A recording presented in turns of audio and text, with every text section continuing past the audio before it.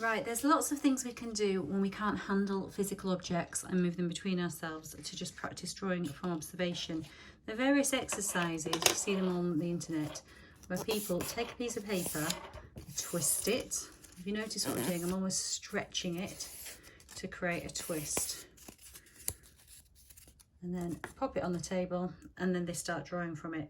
I think this is quite hard to plot that arc, so we're going to do one with a zigzag of paper. I used to do an exercise like this many years ago at MGS with boys where we were drawing origami mice. We'd have made it first and then we would construct it and draw from it. So here I'm just folding up a piece of paper into a zigzag. Notice each time folding down. Now, the reason why I prefer this exercise is as it's regular, I can apply some logic to it, as the curve and the arc is a little bit trickier. Essentially, I've just made a regular zigzag.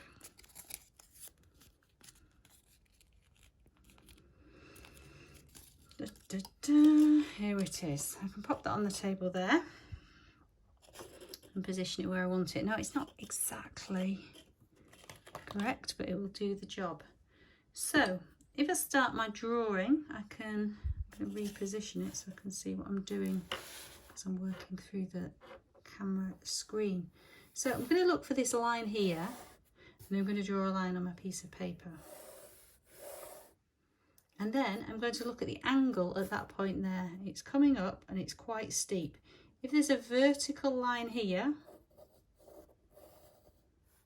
it is just coming off that vertical line. It's not far off it. I'm going to also look at that angle there. So I draw a similar corresponding angle going up here. So I create my depth. I might decide how deep I want to make that. But I'm drawing a line here and the back edge of that triangle, it's like an isosceles triangle, is running roughly parallel with it, roughly. So that top line is running roughly parallel with that bottom line.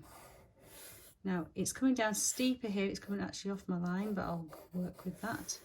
And then it's coming at a shallower angle as we're moving up. So if you notice that one is quite steep and that one is shallow.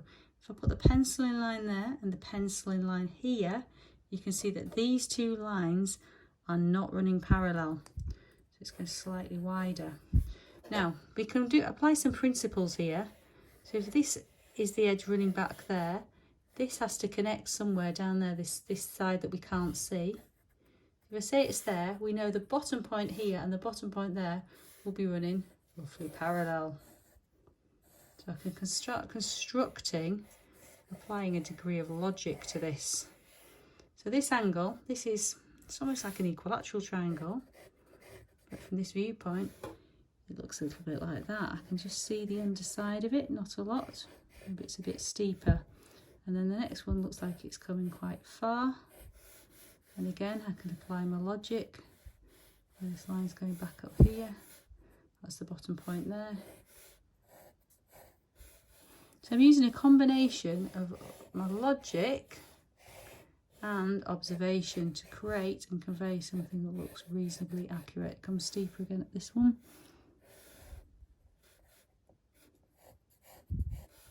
Now you can see this is a very rough working out drawing.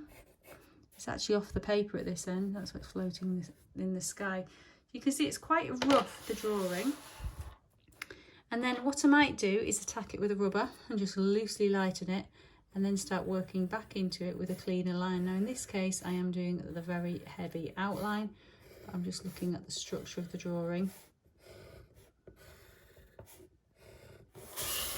Moving it around to ensure that I'm working at it with the best angle for me as the artist.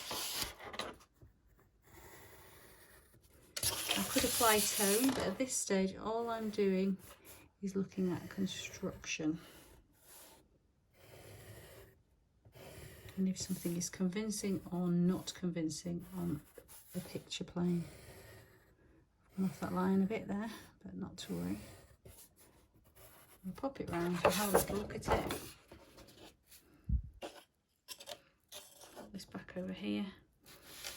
And hopefully I've created an illusion of its three-dimensional form.